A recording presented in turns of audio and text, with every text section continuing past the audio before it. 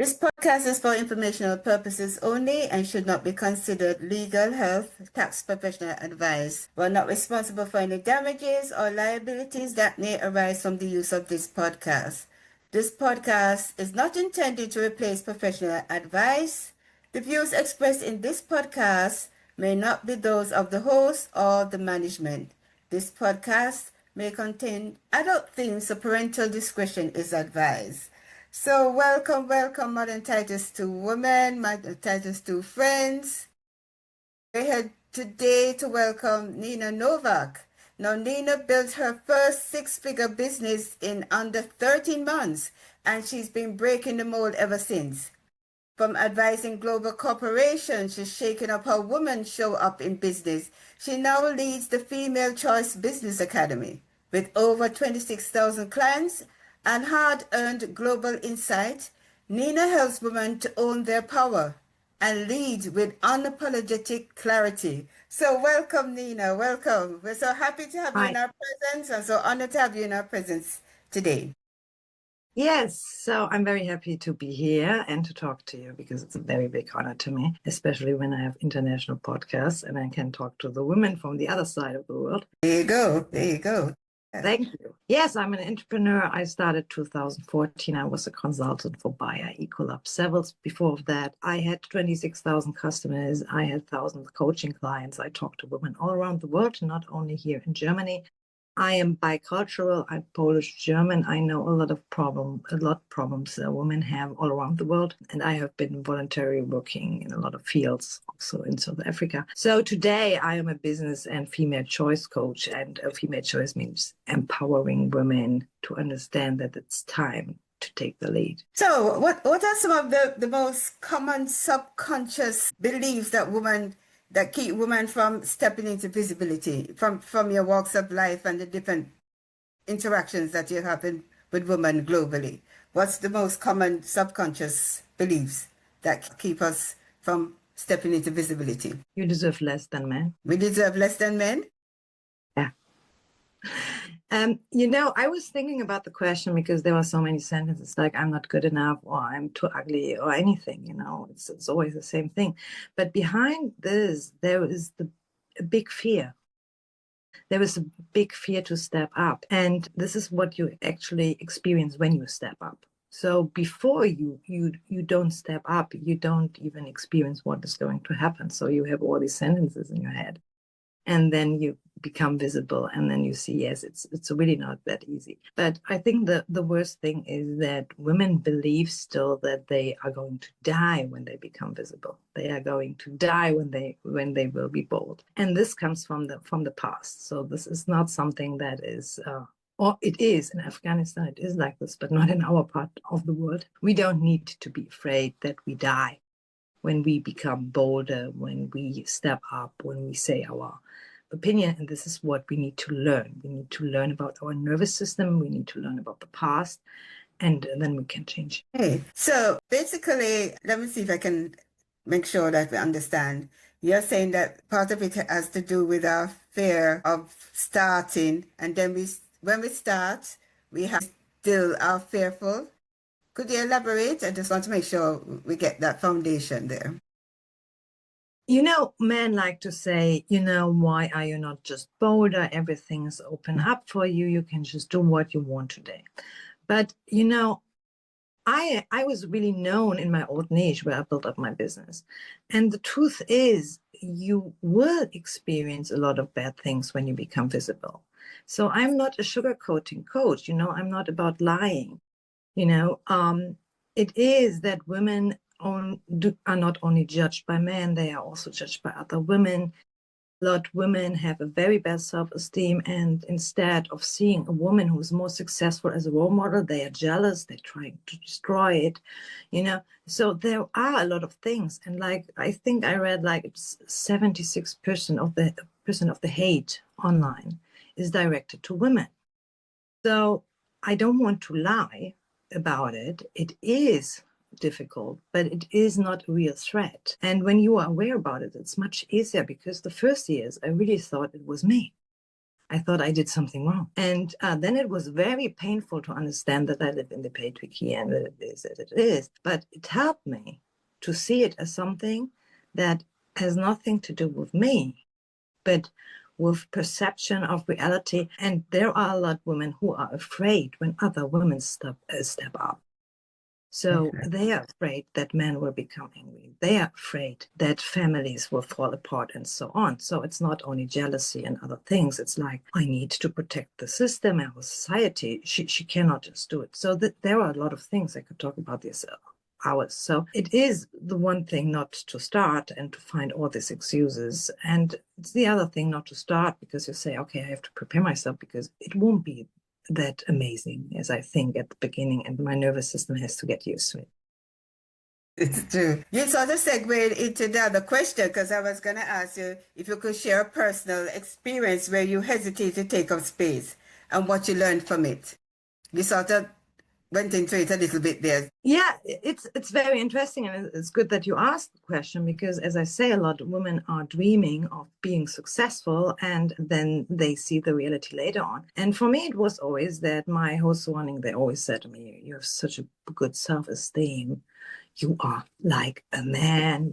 I didn't know what they mean, and I really thought I wasn't an afraid person. And people usually show respect to me, at least when I became angry. But then when I became very successful, people contacted me and told me that they could make new contacts for me and bring me on TV, and so there would be a big audience. This was my point where I realized I can't do that. I can't do that. And this is the reason why I'm today a female choice coach, because everyone thought of me, I am a superwoman and not afraid of anything. And I thought the same thing. But then this happened, and lately in another webinar I had, a woman was saying, we don't have all these chances and so on as men have. And I said, what would happen if someone calls you and tells you, come on TV? I say 80% of women would say no. I would say no, not ready yet. This is why I started actually, and through all the other women who have much bigger fears than I had, I was like, are you a baby or what? But it depends on your background. So it's always, right. The level of the background, it's always the same fear. But when your mother was already bolder, then it's easier for you. And so I started researching. I started thinking about it. And then I started comparing myself with men. Why are you afraid? You're much more intelligent than this guy. He's totally dumb, but he's not afraid. And then I started thinking about it. Where does that come from? Right. For me, I come from a background from a lot of strong women. My grandmother, she became a widow in her early 20s, so she had to fend for her 3 sons. I've seen her do it and all of that. She was a great, she had a great influence on my life. I want to find out how does your early childhood experience influence women's willingness to be seen and heard? There's a lot of influence. It's not only how you treat your daughter, how telling her not to do this or so on, but it's also we see how women are treated, and we see how women who look similar to us are treated, and we see how women talk about women. So when you learn, for example, that all the women who are successful are bad, you have learned it. All the women who are divorced are bad, you learn it. So you are trying to fit into this picture because you want to be a part of a group. Or I actually say, I don't know what you think about it, but I say we all want to be loved by our mother. Actually, yes, we do. But depending on what life your mother had, you have later to take other decisions, because otherwise you will get to the same point as she was. So I can say my mother was much bolder than her mother was, and her mother was bolder, as I know from history, than the mother before. But I cannot do everything what my mother wants, because she lived in another, and it wouldn't work for me. Yes, different, yeah. But you would say that your childhood has a major impact as you go along. Not necessarily because, like, for the culture I come, it takes a village to raise a child. going to, well, earlier on, I don't know what it is like now, but if you're going on the road and you do something that can speak to you and say you're not supposed to do that, I'm going to tell your mom, and by the time you get home, somebody tell your mom already, and you're going to get a thrashing for whatever you did wrong. So, Yes, yeah. there are So, so many things, I mean, what I can see is that women from cultural backgrounds or family backgrounds who had to do something, they succeed more than the girls from these rich areas who never moved their finger. So it is telling your daughter, do this, find a solution, and not always pampering them. But I think you and I come from a culture where we don't do it. But I see it in a lot of Western people, she wants to, the world is not a place of love. And yes, the first 6 years for every person are the most important parts. Also the pregnancy, because I mean, your mother has emotions and so on. exactly. So it builds you up at that time. And usually most people stay the same after this. So they don't change a lot. But then you have impacts in your life, like situations you have to overcome, and you have to overcome the fear. As my mother, she was a migrant. She couldn't behave as she behaved there, just talking about other women, blah, blah, blah, blah, blah. She had to learn the language. She had to take decisions. Later on, she got divorced, which wouldn't be possible in our home country. And I had to find an apartment for her, but she had to do all this work. So you have this imprinting from the 60 first years, and later on you have things which happen to you in life and they force you to move your ass. Yeah, I got you said about the whole cultural aspect of it because, especially in third world country, you are forced to improvise. You don't have certain things and you have to find something else to solve the problem, you know? Yes, you see the big problems, in Gen Z with anxiety and depression. And I mean, you and I, we know anxiety and depression is a Oh, part yes. of a lot of phases in our lives. So it's not something, you need to overcome it. You need to find a solution. What do you want to do? Do you want to lay down and believe that something's coming interesting? And you see that the Gen Z has in the Western world, that they seriously have the problems, that they cry about the smallest things, and I try to take them serious, but sometimes when you cry because your hair is short now or something, and this is just, you won't survive the world. There are so many mean people, and they are not mean in the public. You will meet them privately. You will meet them in the internet. You will meet them. They will do your back, and you will need to overcome all these things. But we don't talk about these things in public. And so the little ones believe that everything is love and light, but it's not. Yeah. But I'm glad from my background because when I was growing up, in order to study, we used to have to use, I don't know, kerosene? Kerosene. Okay. It's one of those lamps that you have to put the. Yeah, I know. Oh, you probably know what I'm talking about. You probably don't call it kerosene. You probably call it something else. Kerosene. Oh, it's the Yeah. same word. Yes, and you have that's what I used to study by, and I tell you that when the fumes come off of it, it burns your eyes, When you, and that is what I used to Yeah. study. You have these discussions today, like how do you teach the child that the oven is hot? I say, you watch it and then it happens, and then the child knows, and they say, no, you can't do this to your child. I said, child won't learn it differently. And yes, it's painful. And yeah, when you are a healthy mother, it will hurt you so bad. These other things you learn, when I do this is going to happen. And survived, this is resilience. You learn resilience by finding out that bad phases or pain Right. and when you don't experience this. But now we're talking about education of children. I didn't want to do that, but this is a big difference between the generations. Yeah. Yes. Sorry, let me say one thing. I work with so many women from working classes, and I studied, academic, and I can speak this academic language. So I explain things to them, and they often said to me, but this is what I always thought. I said, yes, it's true. Yeah, but I'm not an academic. I said, you don't need to be an academic to use your brain. Oh, So common I sense. see that a lot of women from these working backgrounds, they are amazingly intelligent. but they don't believe it because they didn't study. And this is something I want to do. I want to change. I agree with you.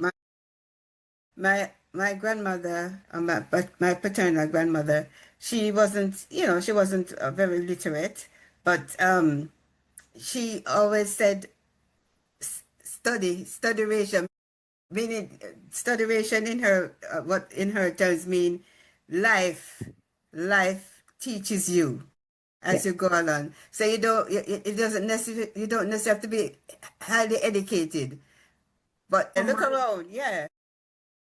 Yeah, I had like this helicopter area, and they are amazingly dumb when it's about the life.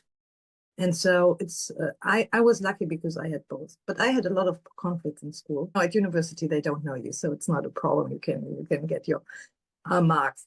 But I know all the sides, so they cannot tell me that people who did not study are not intelligent. This isn't true. Use the life and experience from other people and learn from it and build on it too as they go along. You know what I mean? Yeah, and they don't question a lot of things because they don't have to, Yeah, and they right. don't have to find solution, and they want to have good marks. And when you only want to have good marks, you need to repeat what your teacher says, and then I was faced in a lot of situations like that at university. I wrote the homework, and I thought this what this author said doesn't make sense, but my professor likes this author, so what do I do now? That's so true. So what are some of the hidden ways women self-protect their own visibility? What are some of the hidden ways? I think this is what I said at the beginning. It is using all the sentences to Okay. not more, because it's not comfortable.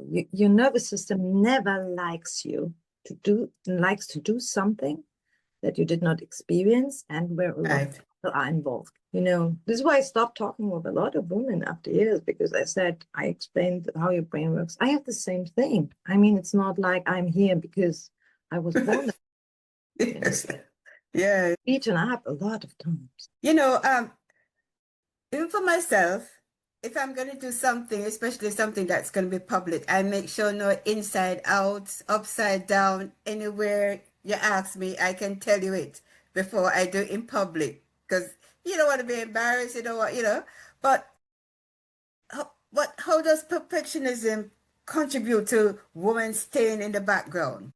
When you want to be perfect, you don't want to make any mistake. How does this hinder us and place us in the background? Defines what is perfect. Mm-hmm. I mean, this is the question, I can see a website, I can say, oh, that's a shitty website. And the person says, oh, look on my amazing website. And I say, oh, okay, you think it's perfect. And it's the other way around too. So I thought about a lot of things. I mean, I said, oh, it's not perfect. I mean, I have really big standards. People told me that really bad. But, and people say, wow, this is amazing what you did. So this is one thing.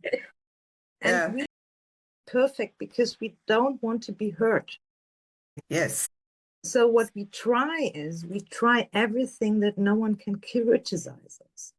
But you will always experience when you're online and when you have a business that your business is much more successful when you are more like a real person. And being real is always a little bit like this, and it's not like this. And this is the thing. And people would tell you, I mean, even people who think you are amazing are going to tell you that you are ugly because they don't like you to be amazing. So, I think one of the things you need to think about is there a persona in my head I want to make happy? So when you do something, is it my mother? Is it my father? Is it someone? And this helps you a little bit to find out, and I did a big mistake, my first business, and I wasn't aware. I made it the way my parents like it.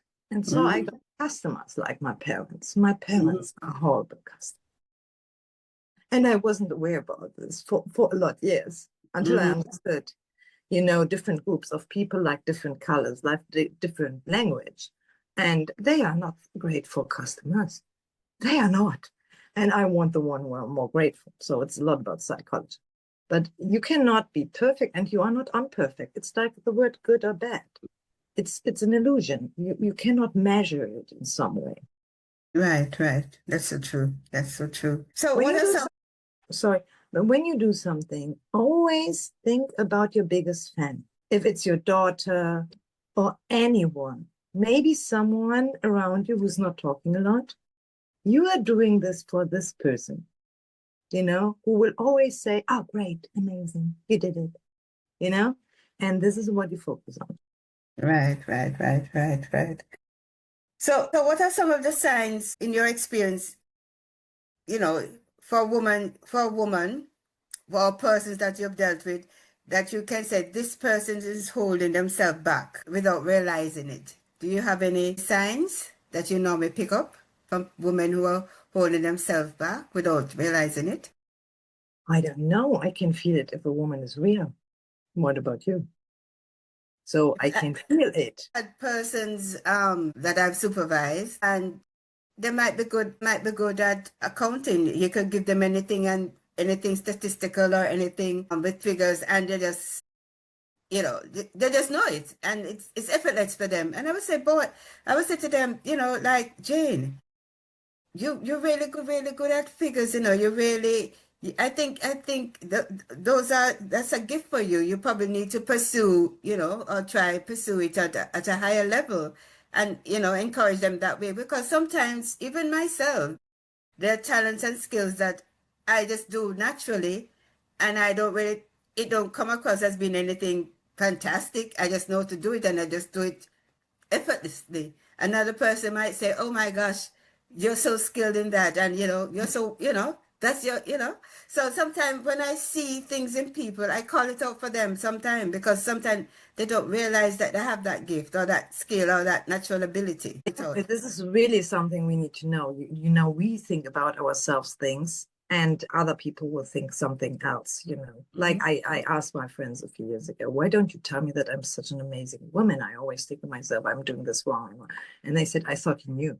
I mean, look at your life. Yeah. And I said, yeah, but this is not, my inside perspective. Yes, I think this is very important, but it is also something, I think it must be fun. You can be gifted. You are gifted in a lot of things, and you're very experienced, probably. And when it's not fun, you shouldn't do it. This is something what I tell people. I was in this dog field. It's totally easy for me to work with dogs or with children or so on. And it wasn't fun for me. So they said, you can do this and you can do more. And I said, yeah, but I don't feel like talking about it every day. I talked about it 10 years. It almost killed me. So you need something, you're not only good in, but that is fun. And that is some kind of challenge, which will develop you. And this always has to do with fear again. So, but yes, we need to say more positive things we see in the other. I do too. And even my children, my grandchildren, I call out stuff in them that I see. I call it out in them. Yeah, manifest it. So, cultural. Let's talk about cultural. The cultural narratives that sometimes are reinforced, that that women should remain humble and we should be not seen. How is a visible woman seen, which you see on the street laughing? What would people say? Something bad. What do we say about rich women who made it on their own? Something bad. So we are trying to prevent this. And this comes, people don't want to hear this. It comes from patriarchy. Because when you are a woman and you are independent, let me give you an example. This is what I'm teaching my clients. If you're young, you are learning how money works. You are learning about investment and so on. Today, you can everything learn through the internet. So you are starting your online business, you do podcast or anything, content creation, whatever. So then you have money. You have money, you have passive income, you have different ways to get money. So what will you decide about marriage, children, and so on? This is a totally different situation. You can decide if you marry or not. You can decide if you have children or not. You are much more relaxed because you have this freedom of choice. Right. This is what it is already happening. It is going to change the society. And our societies are built up of women working in the background and doing the hard work. We are the ones who take care of the ones who are depressive. We take care of the ones who are aggressive. We take care of the elderly. We take care of the ones with the personality no one wants to deal with. A man says, I cannot deal with them. And we say, oh, no, but we have to take care of the person. So we do all the shitty work. I mean, I don't do it anymore, but when you look at nurses and so on, they do all the shitty work. And being a mother, I mean, there are motherhoods. This is just, it's horrible. Birth, the usual birth is horrible. So, this is all built up on us not talking about it and not taking something for doing it. And this is also what, the Bible tells us women. Just be grateful. You are alive. And life is so amazing. Right. So you have this beliefs in your head and they are fighting with each other. So family dynamics, a lot of women are full-time employees. They contribute to the household and all of that. So how does family dynamics play a role in whether a woman feels comfortable stepping up in a position, in leadership role? I mean, you see that the couples, they always fit to each other somehow. So usually when you have a leading woman, the man is a little bit more silent, And so you can see that the women who are with this very aggressive man and who experience a lot of pain and all the jokes about women, how stupid women are, they usually don't. Men always make a lot of career. So I can imagine how your husband is, because you're a strong woman. So he won't be that bad, So this is just how it is. So you see the structure. You see people and you can imagine if she has a career or not. I experience, like when I talk to women here in my area who are like 50 and they don't have children, I can sense it. I don't know why. And they don't tell me that they don't have children. But there are so many little things in our communication. Well, I think a lot of women, from what I've seen, is that sometimes they don't know to separate the female, the leadership part of them in the workplace. When they go home, they still carry that hat, and the boss in the boardroom, and then boss at home. Sometimes they don't know to separate it. I suppose it's hard because in some cases you deal with a lot of male, and yeah, I see this discussion about this, but I was always a boss, and my ex-boyfriends, they all benefited. I pushed them. I talked about intelligent topics with them. I asked them what they want to do. I found contacts for them. So people were like, or some, I mean, I live in another area, like she's dominant. And my ex-boyfriend, she's not dominant. She always asks me for my opinion, but she's deciding things for herself. She asked me, what do you want, and so on. So I think in more conservative area, it's a big problem, but they all benefit. They are a group. So, I can see because I'm not married to them.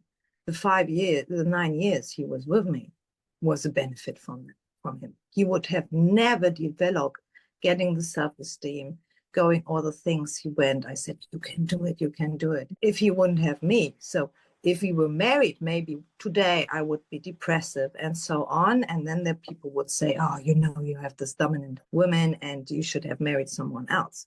But I was making him big. I was teaching him about social communication. I was teaching him how to behave, to step up. He was very shocked that you say your opinion, because when you don't say your opinion, people won't know your opinion. This is something, it's a critical thing to think about, because I don't see a marriage where the woman has the lead and the marriage is bad, but I see people judging it. But I know a lot of marriages where women don't have any lead. They are totally silent and they are very bad, but no one talks about it. It doesn't come to the public. So, and there's the other thing. A man has his own decision. He can decide whoever he wants to marry. He even can say, I don't marry. This is a completely different situation for women in conservative areas. You know, in my area, it's totally fine. I am the only one, but this was fine. No one cared. But in most areas, when a woman will say, I don't marry, she will have a lot of problems. A man, he can do whatever he wants. Or the woman will say, okay, can I cook for you? You're such a nice man. So we need a little bit to give the responsibility back to men when they decide to marry a woman who is strong and they benefit from this. It's their decision. And need to stand up for themselves and say, I don't like it. Yeah. But you don't think sometimes the men get jealous of the woman when they're progressing? Because some men don't mind just staying where they are. Some men, okay, statistically, I don't know what the statistics is, but I'm not going to quote it. But most women have higher degrees, master's, PhD, doctorate, and all that. If you were to, if the percentage of men who are in that category is much lower. Because we spend it, the men are more focused on making the money now. I need the money now. I need to go and get the money now. So I don't have the time to study. But the women look at it long term and say, when I get my doctorate, I can teach at the university. I can start my own business or whatever. So we tend to strive for doing. It's men's decision. Their decision. They are privileged. Most of them are pampered by their mother even when they are grown up. Most of them will have care when they become sick. Most of them, if they become violent, will have a mother who fights for them and a sister. And, I don't want to open this topic because it makes a lot of conflicts between women too. But men are so privileged. And I think this is a problem because he knows I don't have to take care. My mommy will come. I don't have to do this. My mommy will come. Or a woman will come and she will protect me from the other evil woman. Like having, when they always say like their ex-wife is crazy. Ex-wife. Yeah. And, when I talk to ex-wife, I said, how could you stay with him? Imagine I would have punched him in his face, But we need to stop to think that the privileged gender, which is not raped, which is not abused, which is not living, especially, the first 20 years between 14 and 35 as a woman alone in the world, I can tell you, as not being married. It's horrible. A man doesn't have this. We need to stop. We need to focus on women. We need to see what do our daughters need to develop a good self-esteem, not always to think I'm ugly, but for beauty and so on. How do they get this financial education? How can they build up a life to become a mother? Because, it's most likely to become a mother. I, for myself, I love children. I prevented it because it didn't fit into my life. But if I would have known all this earlier, I would have become a mother, What does she need, and what does she need to be taken care of when she's old? We don't have the situation as we had 50 years ago, that every daughter was forced to take care of her mother even when she was a witch, Somebody does that, they put you in a home. Yeah, but you need to be healthy. You need to try to be as long healthy so that when you die, you just get a heart attack and you will not be like 20 years sitting on the toilet talking to yourself. And this is what I'm teaching, not only young women. You can all still build up something in 5 years when you are 50 or 60. I say these are the most important thing. And I can tell you from my experience, a lot of men are attracted to me and they say, oh, you have such a good mood and you're such a funny woman and so on. I said, because I didn't marry, because I didn't have children in a situation where I couldn't have them and so on. And I took care of myself in some way. Yes, so that I am this person, that I'm not that as the women around me my age. They are much more exhausted, unhappy, and they don't see any positive light in the future. They thought they marry the love of their life and they found out, oh, it goes away. Damn. On women and on young girls, because they suffer so much, they have so much depression and suicidal thoughts. And all the other women around the world, they take care of me. Me, I'm taking care of them. Tell people, tell persons that I have interaction with, the first place you need to start with love is yourself. You can't be pouring love on other people and nothing is there for yourself. Taking care of yourself, eating healthy, exercising, doing things to maintain you as a person that you can pour into others when the time comes. But you can't be pouring into others and there's nothing left for you. The cup is going to be Yes, empty at some point. You need to learn how to live alone. I mean, there are even still women who don't know how to change a light bulb. And I say, we are not 1970, come on. There are a lot of tutorials on the internet. You can learn everything. You need to learn how you can live alone. You need to overcome the fear of living alone and so on. You need to understand the financial system and not have this money barriers. Oh, I'm a bad woman when I don't have money. This comes from Christianity and humble woman. And you need to understand the world. You need to understand, this is really bad, but it's not romantic. And also marriage is not a romantic thing and so on. And I can talk about it because I'm not married. And this is going to change everything because this woman will create life. Now the generation will not be able to create life because they are all in this awakening. I hope that the gene A or B or whatever they call them, this is so ridiculous, all these names for this generation, but that they have a plan and they say, amazing, I can do this, then I'm 25 or I'm 30 and I have 1, 2 or 3 children if she likes, because she can do, and she can decide differently. And I can tell you from my experience that men behave very differently to you if they see in you a strong woman or if they see in you a weak woman who has nothing. Because I met a lot of men. I'm glad you touched on that and something there because I'm a widow and I've spoken to other widows and all that. And then there's some when the husband passed, they don't know anything. They don't even know which account money is taken out of to pay the bills. They don't even know where the check. They don't even know anything. The worst And thing I'm was like, the money. how can you exist and don't know anything about your finances and. But that, they left everything to the husband. And, I always encourage them, you need to know about your finances. You need, as a woman, you need to know where the money is going. You don't know what is going to happen. People fall in love and fall out of love as we speak. So, yeah. you don't want to be in a situation where the husband is going to leave you and you don't even know what the account is. It's so difficult because when you want to protect women, you need to tell them the truth. When they are young, they don't want to hear it. It is like it is. You will experience a lot of crazy things in your life. You will see that people change faces and you think, how did that happen? And so there on. You go. There you go. And you need to take care. And when there are still women, I know it in Germany too, from the elderly generation, they don't have only bank accounts. I think most of them have an own email, but don't have own bank accounts. And I said, okay, at least have your own bank account, right. And when you are not working, in Germany, we have a law. This is crazy. You don't have this in US.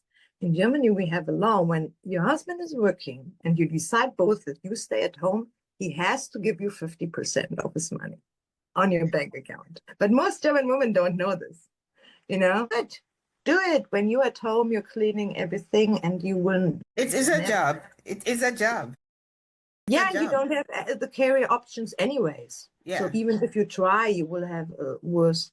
Then you have the abuse at work. You have this guy who tries to touch your butt every day. All these freaks, And so I say, then do it. I would never do it because I don't want to live with a man. But if you want to live with a man, he's working, you are pushing him, do it. And if he really loves you, he will say yes. I tell women, especially stay-at-home moms, you need to get something in place. I don't know what you want to call it. You want to call it a pension fund or whatever you want to call it, but you need to have something that you get monthly, some form of income that your husband give you, and you put it somewhere to invest in yourself. You don't put it in a household again. That's your money, and you need to put it because you don't know what's going to happen. No, they don't.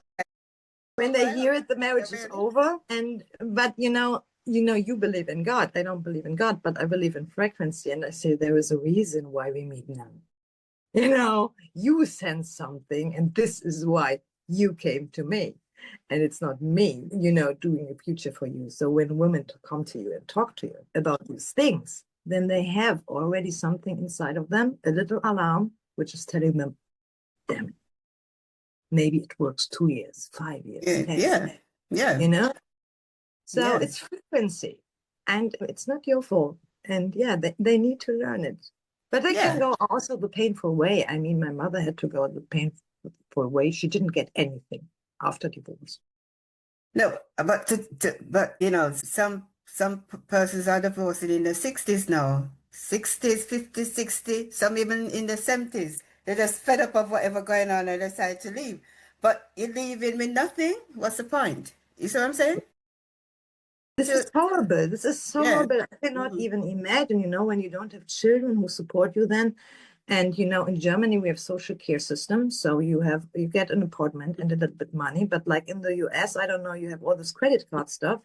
But I think that's it. And how you survive, I have a different version about credit card. Credit card is for emergency. You go out and you drop for some reason, you drop in a big hole and your 2 tires on the left hand went. You use your credit card and you buy the tires and you put back the money in the following. When you get paid, you put back the money. I don't think credit cards help people, because especially people who aren't responsible. Okay, this is what I look at.